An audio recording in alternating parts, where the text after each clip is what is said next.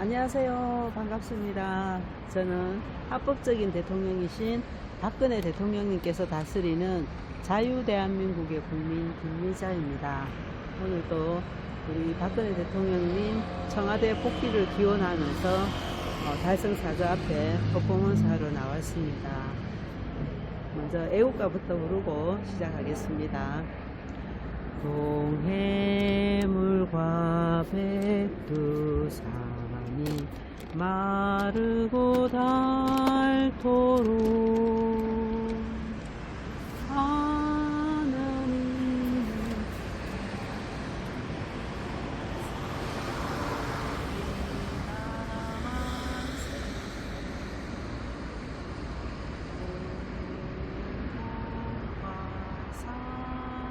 삼천리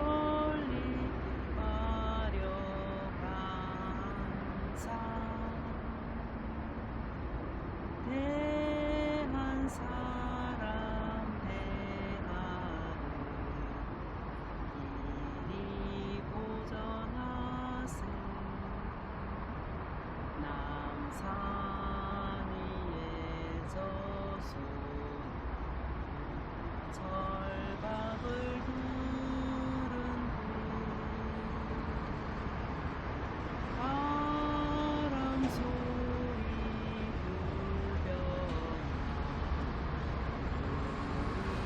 기상일세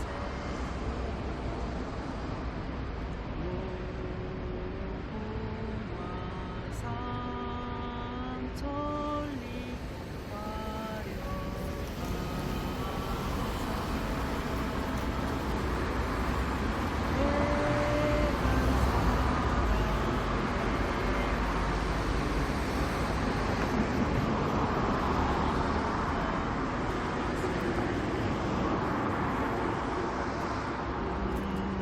하늘 공활한데 높고 구름 없이 밝은 달은 우리 가슴 일편 단심일세 무궁화 삼천리 화려강산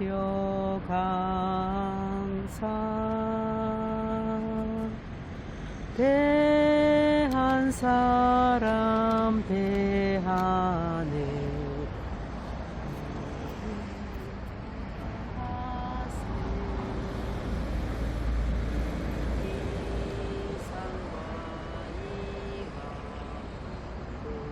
충성을 다하여 외로나 즐거운 나라 사랑하세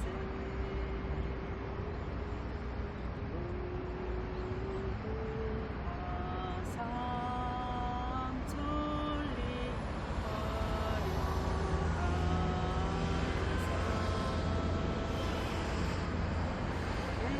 대한 사람 대하늘 이리 보전하세 오늘도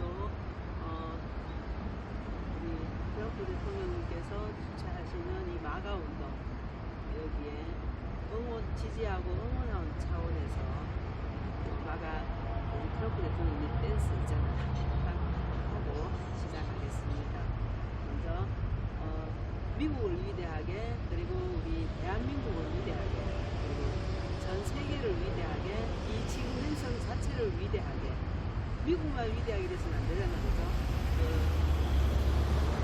프로젝트가 전 세계를 다 장악하고 있으니까 전 세계가 다시 정상적으로 합법적으로 돼야 되는 것입니다. 그래서 우리는 트럼프 대통령과 함께 기도하면서 소통하고 응원해야 되고 동참해야 되는 것입니다.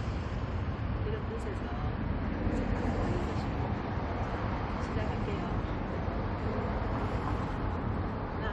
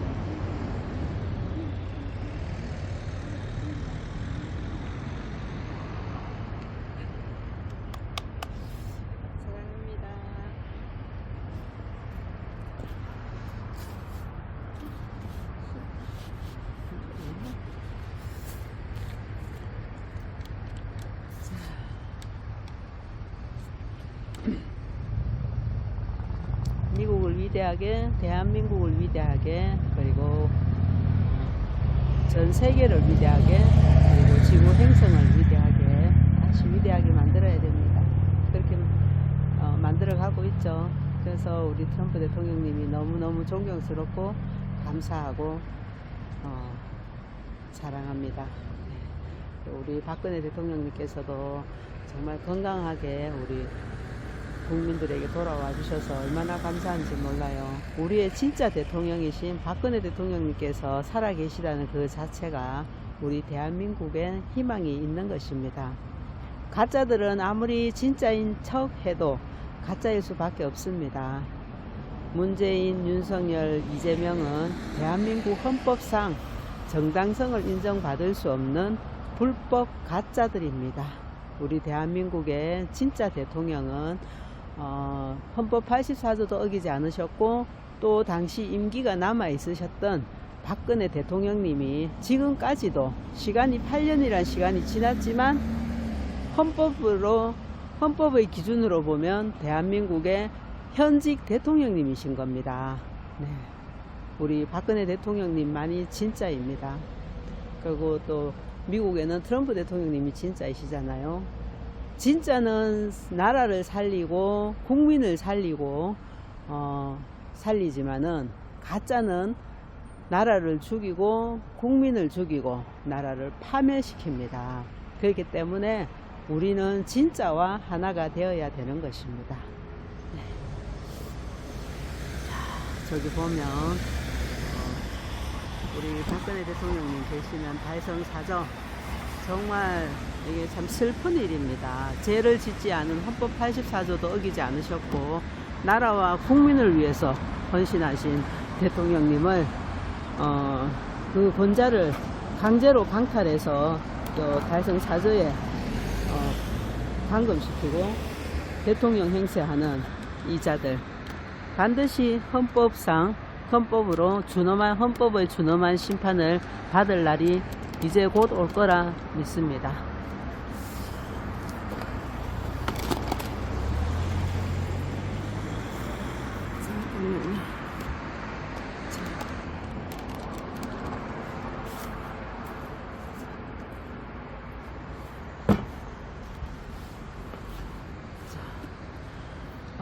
제가 이 퍼포먼스를 시작한 지 그때 4월 말?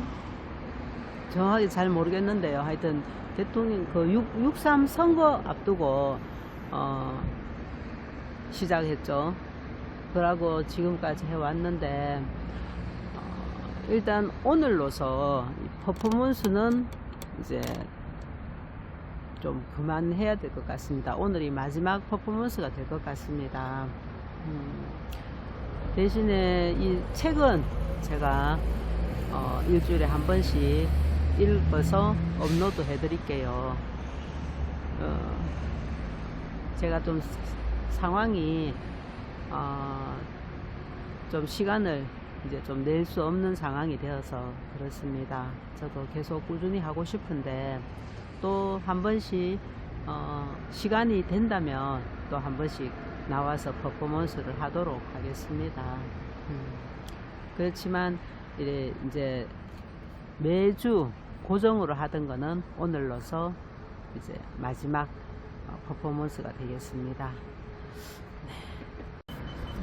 오늘도 박근혜 대통령님께서 지으신 어둠을 지나 미래로 를 읽어드리겠습니다. 지난 시간에 이어서 읽어드리겠습니다. 오늘은 이완구 총리 임명 직후 터진 성완종 리스트라는 제목부터 읽어드릴게요.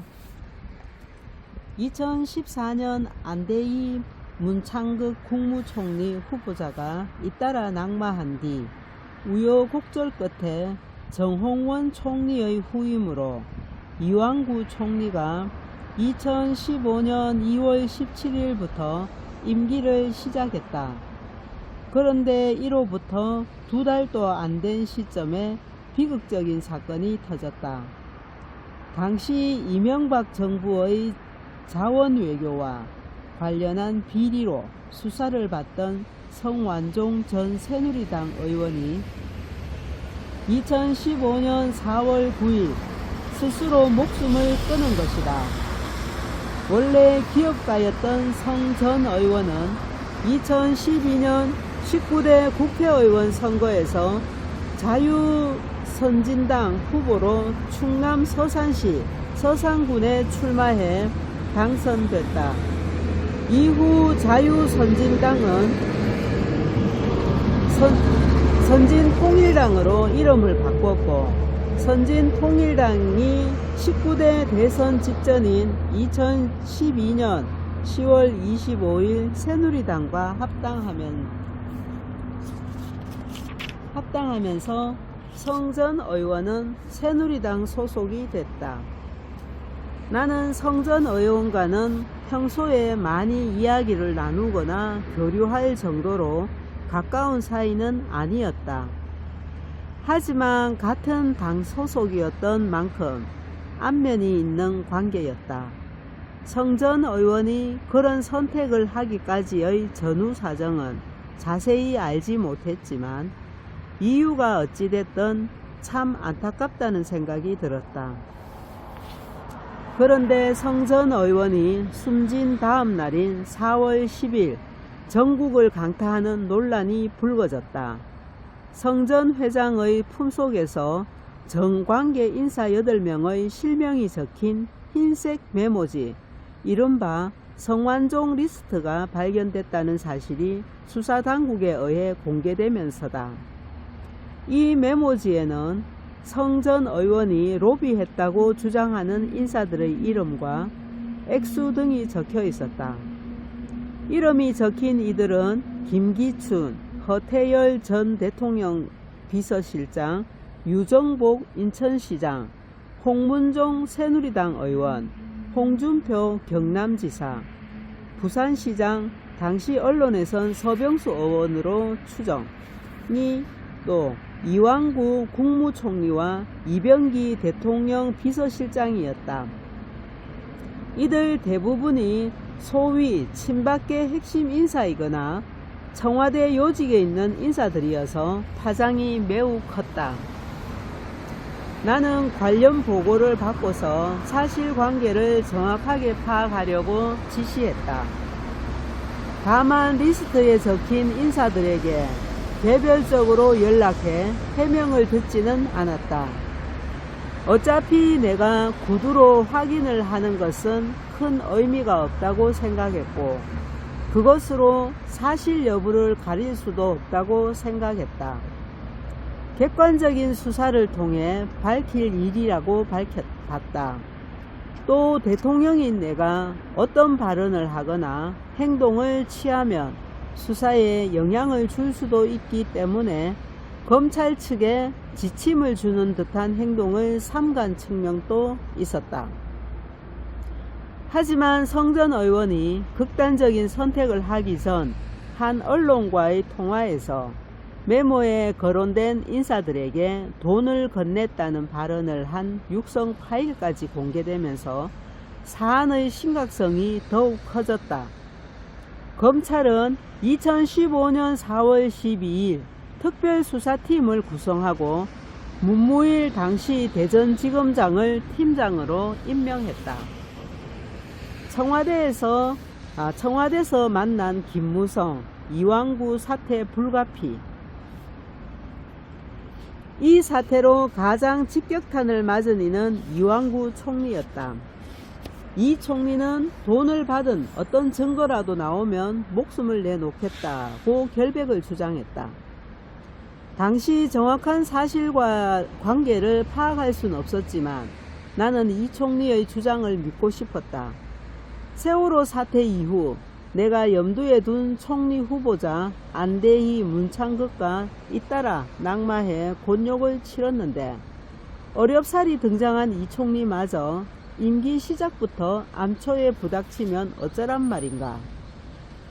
하지만 이후 공개된 성 전 의원의 다이어리에서 2013년 8월부터 20개월가량 성 전 의원이 이 총리와 23차례 만났다는 내용이 발견되면서 여론이 악화됐다.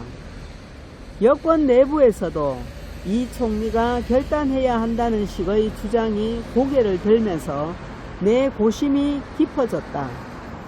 나는 일단 부정부패에 대해서 엄정 대처하겠다는 입장을 밝혔다. 2015년 4월 16일 국무회의에서 부정부패에 책임 있는 자는 누구도 용납하지 않고 정치개혁 차원에서 이 문제는 반드시 바로잡고 넘어가겠다고 강조했다.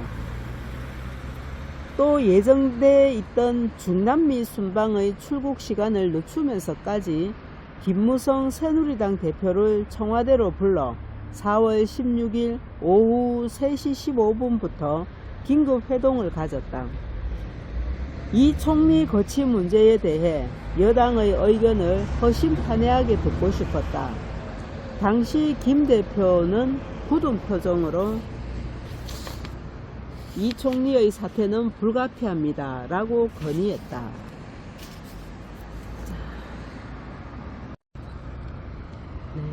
이유는 2015년 4월 28일 나는 이완구 국무총리의 사의를 수용하면서 국정 공백 최소화를 위해 안타깝지만 사의를 수용했다고 말했다.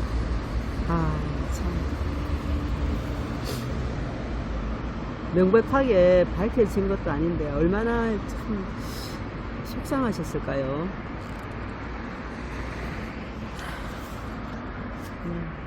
그리고 곧 순방을 위해 나라를 비워야 하는데 이런 일이 벌어져서 마음이 무거웠다. 순방 뒤 매듭을 짓기로 하고 전용기에 올라탔다. 순방 일정으로 페루에 머물던 4월 20일 이완구 총리는 내게 물러나겠다는 뜻을 밝혔다. 나는 민경욱 청와대 대변인을 통해 매우 안타깝고 총리의 고뇌를 느낀다. 이 일로 국정이 흔들리지 않고 국론 분열과 경제 살리기의 발목을 잡지 않도록 내각과 비서실이 철저히 업무에 임해주기 바란다는 입장을 냈다. 나는 귀국 후인 4월 27일 이 총리의 사표를 수리했다. 당시 순방 기간에 얻은 고열과 복통이 반복했던 상황에서 마음마저 지치는 듯한 기분이었다. 얼마나 힘드셨을까요, 우리 대통령님? 노무현 정부 시절 성완종 2차례 특사 비판. 나는 사표 수리 다음 날인 4월 28일 김성우 홍보수석을 통해 대국민 메시지를 발표했다. 나는 이 전 총리의 사의를 수용하면서 국정 공백을 최소화하기 위해 안타깝지만 사의를 수용했다. 국민 여러분께 심려를 끼쳐드려 유감스럽게 생각한다는 뜻을 밝혔다. 당시 언론의 이목을 끈 것은 내가 노무현 정부 시절 성 전 의원이 2차례 특별 사면을 받은 것을 비판한 대목이었다. 나는 대국민 메시지에서 고 성완종 씨에 대한 연이은 사면은 국민도 납득하기 어렵고 법치를 훼손했다며 이 문제에 대해서도 진실을 밝히고 제도적으로 고쳐야 우리 정치가 한 단계 더 발전할 수 있다고 말했다.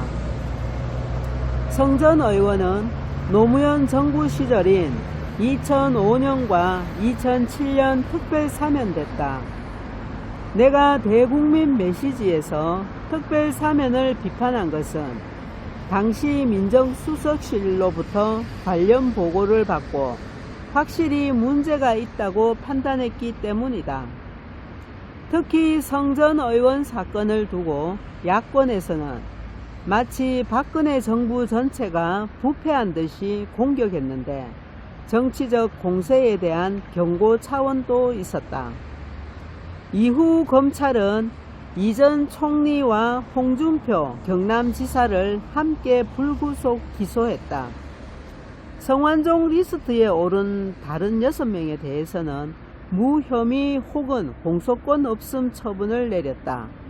이후 1심에서는 이 전 총리가 정치자금법 위반 혐의로 징역 6개월, 집행유예 2년의 유죄 판결을 홍 지사는 1년 6개월을 선고받았지만 항소심에서 두 사람 모두 무죄가 선고됐고 대법원에서 무죄가 확정됐다. 이 전 총리는 이후 혈액암으로 투병하다가 2021년 10월 14일 별세했다. 당시 수감 중에 이 소식을 듣고 마음이 너무 아팠다. 그래서 접견온 유영아 변호사에게 대신 문상을 가서 따뜻한 위로의 말을 전해달라고 부탁했다. 다시 한번 고인의 명복을 빈다. 성완종 사태는 정부와 정치권에 커다란 후폭풍을 부르며 우리 정부의 총리 잔혹사를 이어가게 한 사건이었다. 이 전 총리 임명을 기점으로 임기 중반부 국정개혁 드라이브를 추진하려 했던 나의 구상도 크게 엉클어질 수밖에 없었다. 정말 우리 대통령님 얼마나 속상하셨을까요? 통진당 해산을 반대한 문재인. 2013년 8월께 국가정보원으로부터 긴급 보고를 받았다. 통합진보당의 경기 동부 연합을 중심으로 이석기 의원 등 100여 명의 인사가 이른바 지하혁명 조직을 조직해 전국적 총파업과 무장 봉기를 준비하고 있다는 충격적인 내용이었다. 이들은 통신, 유류 시설 무력화, 유사시 파출소 습격, 총기 무장 등 무장혁명 투쟁까지 준비했고 심지어 중국에서 북한 인사와 접촉한 사실까지 확인된 상태였다. 통합진보당은 원내 13석을 가진 제3정당이었다. 그렇기 때문에 이들에 대한 수사는 신중해야 했다. 명확한 증거 없이 진행했다가는 되레 야권이나 시민단체 등으로부터 야당 탄압이나 공안정국 조성이라는 역공을 당할 위험도 있었다. 하지만 당시 국정원 보고는 추정된다는 식이 아니라 증거를 바탕으로 조목조목 이들의 혐의를 입증했다. 나는 통합진보당에 대한 우려를 그 이전부터 갖고 있었다. 통진당은 2012년 총선을 앞두고 민주노동단계, 국민참여단계, 진보신당, 탈당파, 시민사회, 노동계 등이 결합해 2011년 12월 만든 정당이었다. 총선에서 13석을 얻는 성적을 거뒀지만 선거 직후 비례대표 후보 부정 경선 논란으로 내흥에 빠졌다. 이 과정에서 경기 동부연합이라는 당내 주류 정파가 종북 노선이란 사실이 알려지면서 사회에 큰 충격을 안겼다.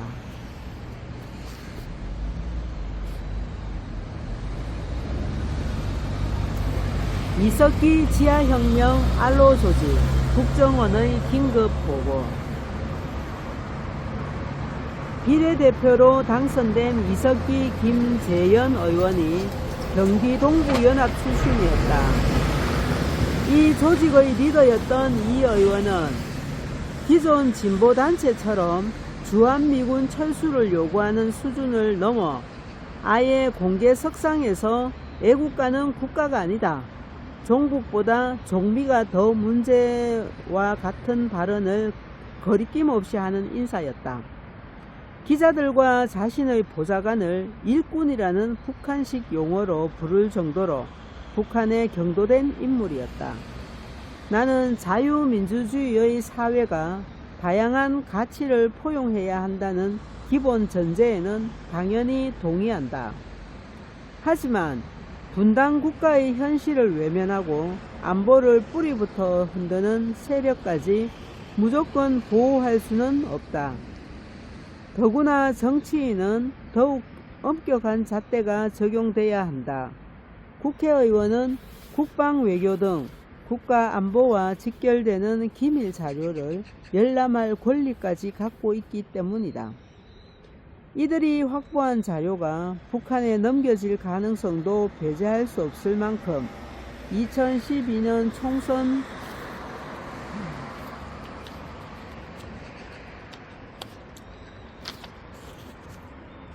이후부터 경기 동부연합 출신 정치인들이 국회에 들어오는 것을 막아야 한다는 목소리가 커졌다. 파문이 확산하던 2012년 6월, 나는 이에 대한 입장을 묻는 기자들에게 국회라는 곳이 국가의 안위가 걸린 문제를 다루는 곳인데 기본적인 국가관을 의심받고 또 국민도 불안하게 느끼는 사람들이 국회의원이 돼서는 안 된다고 생각한다고 말했다. 이어 지금 국민이 통합진보당 사태에 대해 크게 걱정하고 있다. 이석기, 김재현 의원이 사퇴하는 것이 옳다고 본다. 는 입장을 피력했다. 사퇴가 안 된다면 국회에서 자격 심사를 통한 제명이라도 진행해야 한다는 생각이었다. 하지만 제1야당인 민주통합당은 이에 대해 미온적인 태도를 보였고 결국 유야무야 넘어갔다. 그리고 그의 대선에서 이정희 통진당 대표는 대선 후보로 출마했다.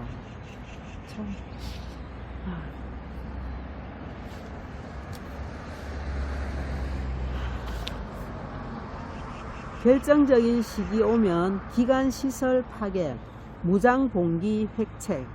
국정원은 내게 관련 보고를 한 뒤 2013년 8월 28일 통진당에 대해 내란 음모 혐의로 전격적인 압수수색을 벌였다.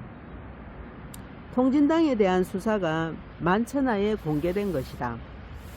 이어 9월 4일 국회에서 이석기 의원에 대한 체포동의안이 통과됐고 국정원 요원이 국회의원회관으로 찾아가 이 의원에 대한 강제 구인을 실시했다. 이후 김장수 안보실장과 남재중 국정원장은 주기적으로 수사 상황을 내게 보고했다.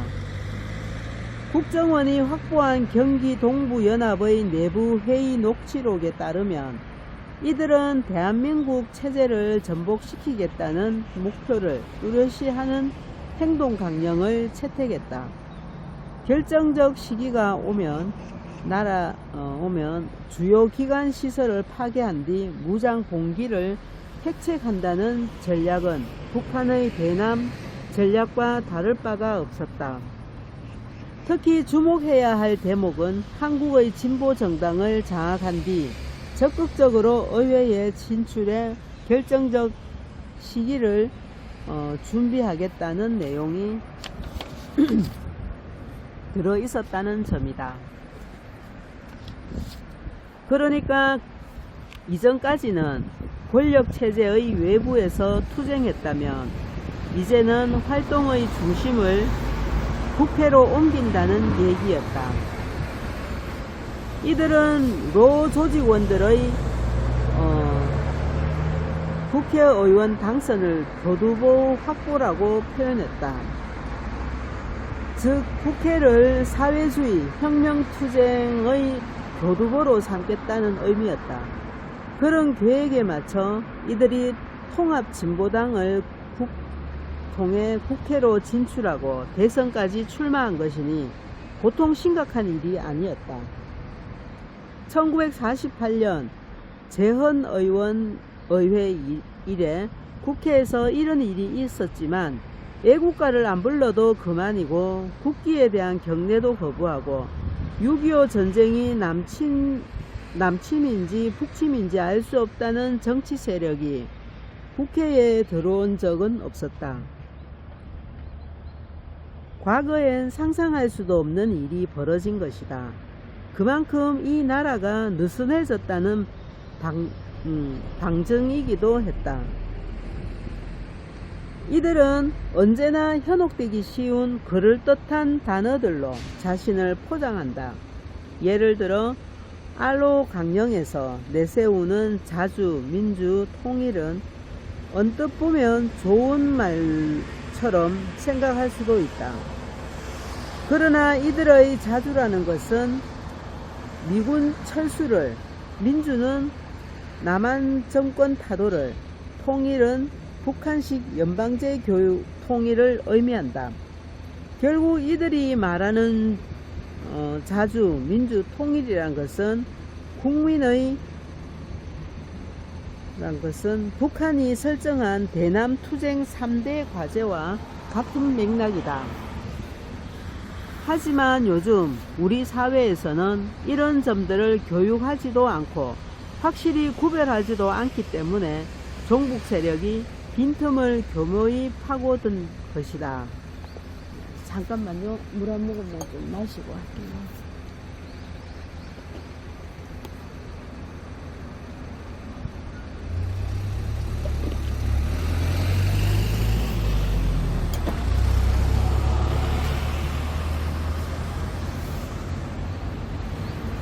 국가안보 타협하면 대통령 맡을 이유 없어.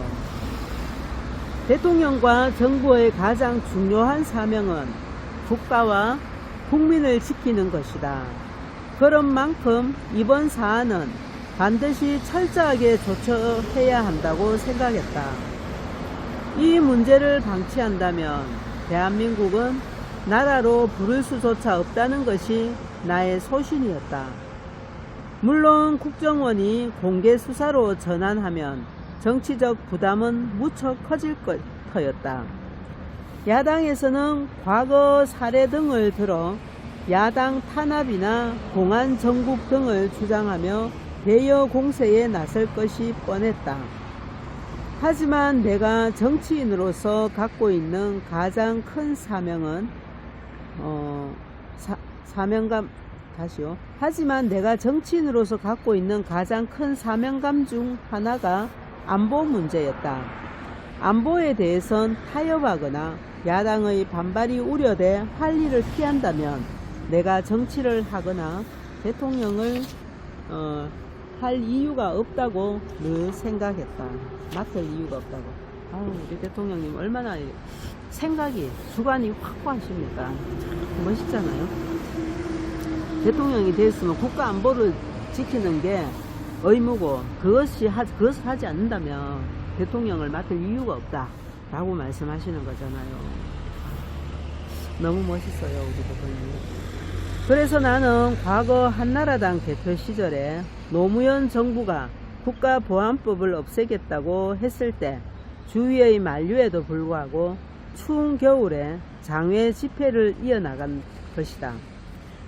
노 대통령이 서해 북방 한계선은 우리의 영토선이 아니다 라며 대북 유화적 자세를 취했을 때도 서해 교전에서 NLL을 사수하기 위해 전사한 6명의 장병은 무엇을 위해 싸운 것이냐고 강하게 비판했다. 나중의 얘기지만 2016년 한일 지소미아, 한일 군사정보보호협정이죠. 지소미아를 체결했을 때도 마찬가지다. 논란이 있을 텐데 이것을 해도 괜찮을까? 찬반 여론이 어느 정도일까를 고민하기 시작하면 모든 것이 다 부담이 될 수밖에 없다. 결정에 따르는 비난을 염려하기보다는 최선을 다해 설득하고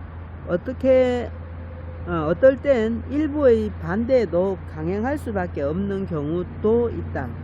덧붙이자면 논란이나 반발이 예상되는 정책을 추진할 때는 을의 참모진에서 조금 늦추자거나 조금 조율하자는 식의 신중들이 나오기 마련이다. 정면으로 반대하는 의견이 나올 때도 있다. 그런데 이석기 전 의원과 통합진보당 문제에서만큼은 이견이나 반대가 나오지 않았다. 그만큼 이 문제는 국가의 근간을 흔드는 사안이기 때문에 모두가 위기의식을 가졌던 것 같다. 국정원이 압수수색을 시작하자 통진당은 격렬하게 반발했다.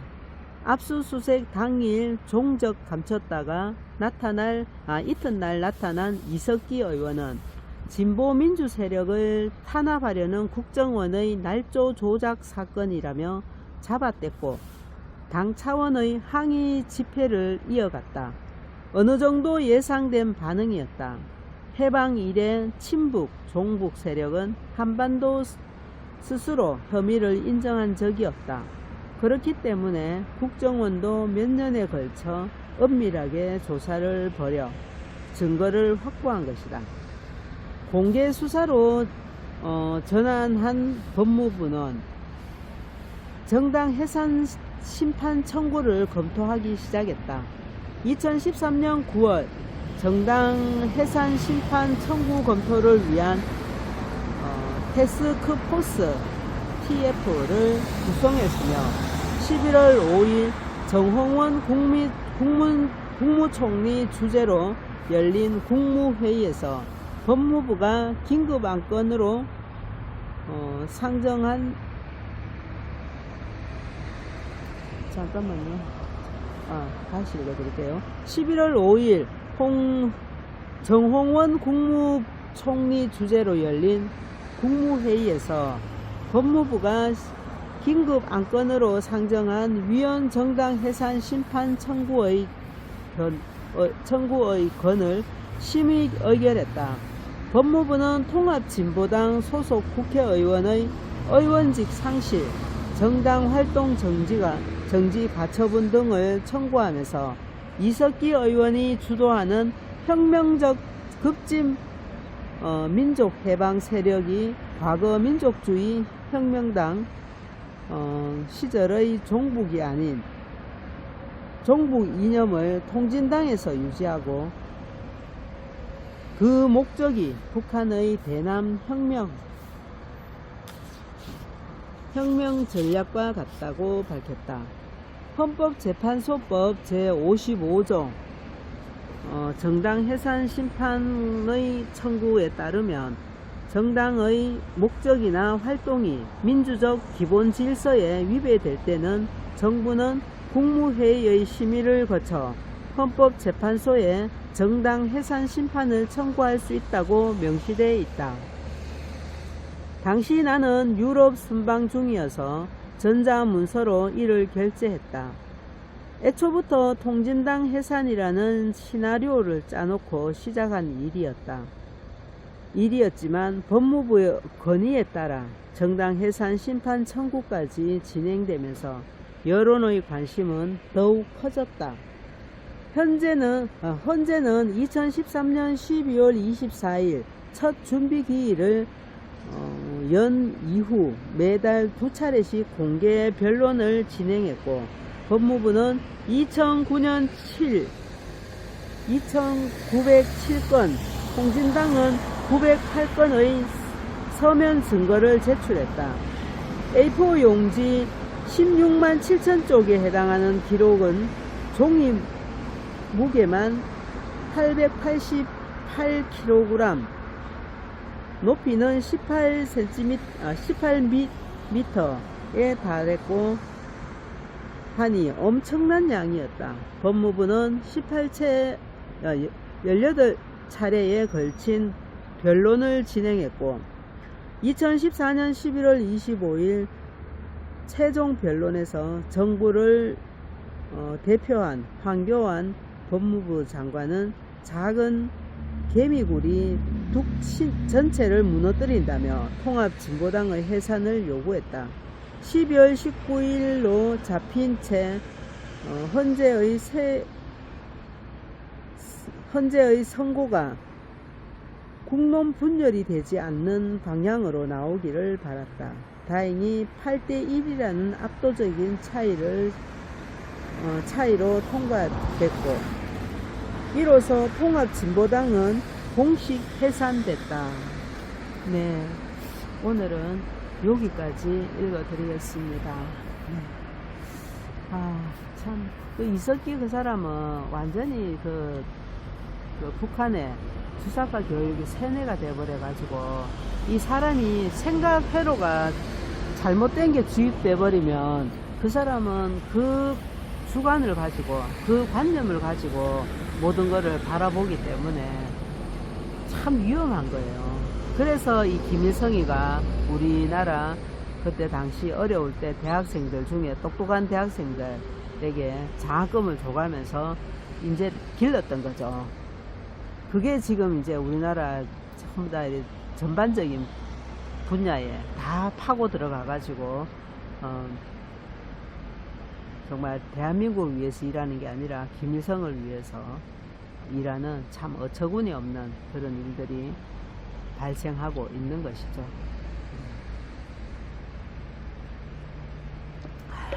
오늘은 아까 전에 말씀드렸듯이 이제 마지막 퍼포먼스입니다. 참 아쉬운 마음이 듭니다. 좀 계속 했으면 하고 싶은 마음도 있는 반면에 이제 또 12월 되면 날도 추워지고 제가 또 좀 많이 바빠지다 보니까 시간을 내기가 조금 어려울 것 같습니다. 이 12월이 지나고 새해가 되면 우리 박근혜 대통령님께서 청와대로 복귀하시는, 아니 12월 달 내에 그런 놀라운 역사가 일어나기를 기도합니다.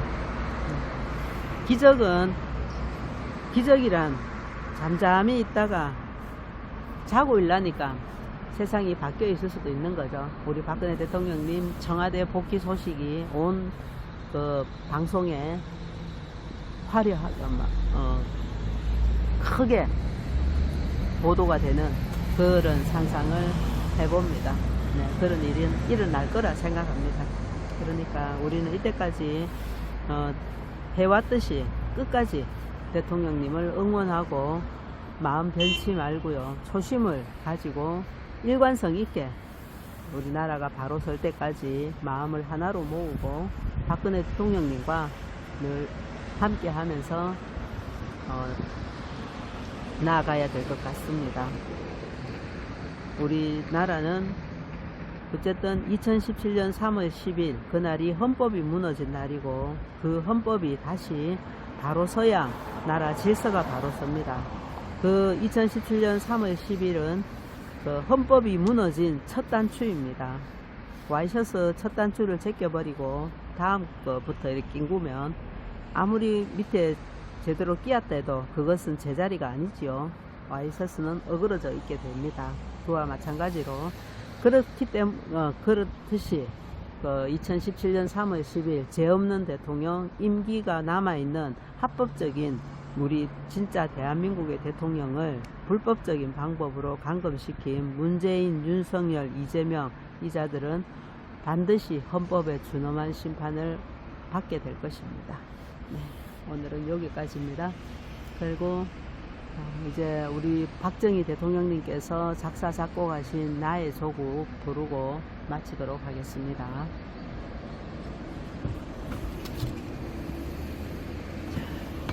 하나 둘 셋 넷. 백두산에 푸른 전기 이 땅을 수호하고, 한라산에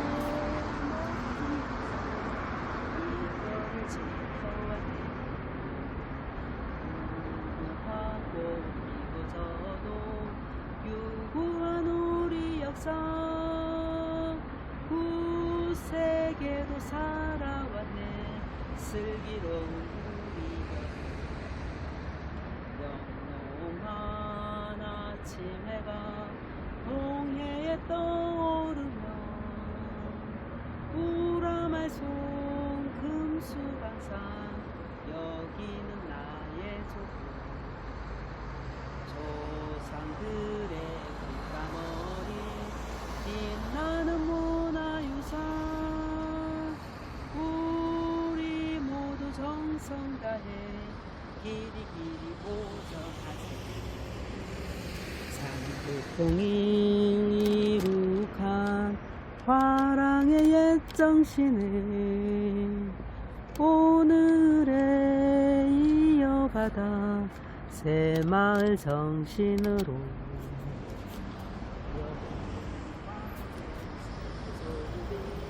새 역사 창조하여 영원토록 후손에게 유산으로 물려주세.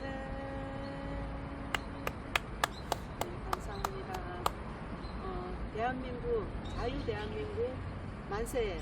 박근혜 대통령님 만세.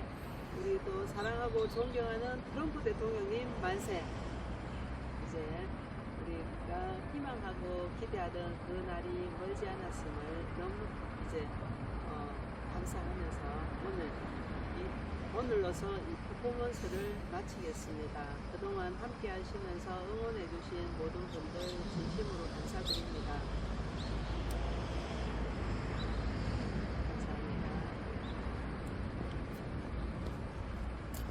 감사합니다.